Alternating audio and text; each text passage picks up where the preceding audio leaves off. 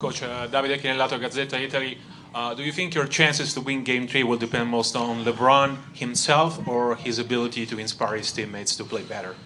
Our team overall. I just think that we all have to play better, and we will. I know coming out, Game 3.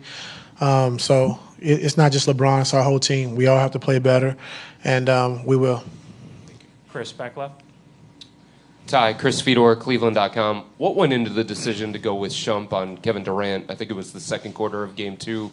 And did you get out of that defensively what you wanted to in that matchup and for the scheme that you were trying there? I mean, Durant's a tough cover. And just like LeBron, I started on him to set the tone early, try to bring a physicality to him. And then, after that, we got to put other guys on him so LeBron can, get his rest. We asked him to score the basketball, pass the basketball. So with Shump on him, with RJ on him, just trying to give him different looks. And, it's going to be tough to guard him one-on-one anyway. So having LeBron off the ball where he's able to get some steals and, roam a little bit and play free safety, it was good for us. So we'll see how it goes. To follow up on that, you've talked about how much you like Shump because he can guard 1s, 2s, and 3s, and you've used him a lot against opposing point guards throughout. Are you comfortable in that kind of matchup with that kind of scorer in Durant? Yes. Scott, right here. Coach, Scott Sargent, WFNY. So much is being made about pace. One, is that being overblown? And two, how much of it is just execution within your current pace that you're kind of deploying from a game plan standpoint? Oh, we have to play fast. That's our game. And you saw early in the first half when LeBron's able to attack and get downhill with the floor open, that's when we're at our best. If they help, kicking it out for threes. So we want to play with a pace, but to play with pace, you got to get stops. So when we get stops, we want to get out and run. We want to play with pace, and we want to attack early. Michael, right here. Hey, Ty. Michael Grange from Sportsnet in Toronto. This time last year, Tristan was a big part of your success, or what ended up being your success in the finals. What do you need from him to turn this series around? It's not anything Tristan isn't doing. I just think against this team, you have to score the basketball. And they're doing a good job of, helping off of him and roaming and getting back. But, Tristan hasn't played bad. It's just he hasn't got a lot of minutes. And I think to beat this team, you have to score the basketball. So we've thrown some offensive units on the floor. And we've been productive with that. So not anything that Tristan hasn't done. It's just that, to beat this team, I think you got to score the basketball. Ty, Terry Pluto from the Plain Dealer.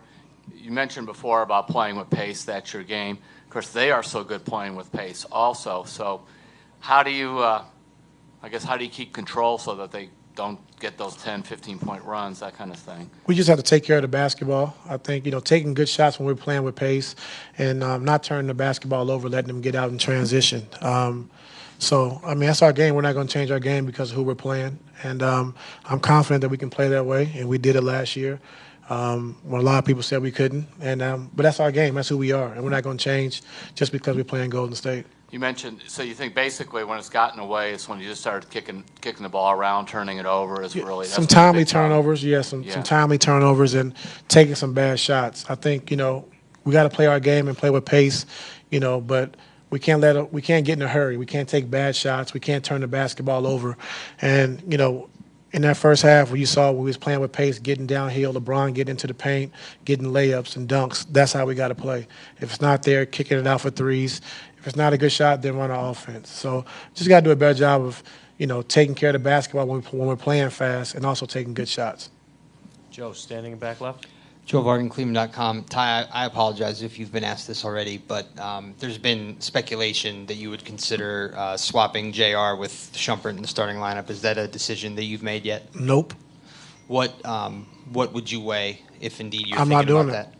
Oh, you're not? Okay, so no. JR will start in Game 3. Yeah. Any tinkering with player rotations at all that you can share or thinking about? Not that I can share, no. Thanks. Marla, next question here. Marla Ridenour, Akron Beacon Journal. Just along those lines, but is there a fine line between making too many changes and sort of doing something drastically different at this point in the season? I'm not making a change. I'm just, But I was even thinking more along the lines of strategy or, game plan decisions. Do you want to stick with what got you here? As far as what? Well, I guess I don't understand. Well, I guess I'm just thinking about, maybe the rotations or, different combinations of guys or that kind of thing that maybe you haven't used very much. No, not really. Dave on the left side. Hi, Dave McMenamin, ESPN. You guys, I think you're 21 for 60 from three the first two games, and you shot close to 40 as a team during the regular season. Are you comfortable with the looks? What could you do better, do you think, to get that percentage up in Game 3? Yeah, we have to make some shots, but also when they're closing out hard to us, so we got to be able to read when we have shot or we have chances to attack the basket. So, driving closeouts is, one of their weaknesses. So we got to do a better job of shooting a three, but if it's not open, driving the closeouts and then making an extra pass or finishing at the rim. Chris, last question in the back left. Ty, your three-point defense is something that you focused on a lot. In the first two games, the Warriors have gotten 32 wide-open threes. What hasn't worked for you guys on the defensive end to make sure that you keep them from getting those open looks? Some has to do with transition, turning the basketball over, trying to get back in transition. A lot of it just being aware, staying alert. At all. If you relax, they make you pay. And they made some tough shots, but that's what they do. They make shots behind 3 or 4 feet behind the three-point line, and they're capable of doing that. But we got to do a better job of just staying locked into these guys, being physical, staying on their bodies, and then, we can do a better job with a three-point shot. Thank you, Coach. Yeah.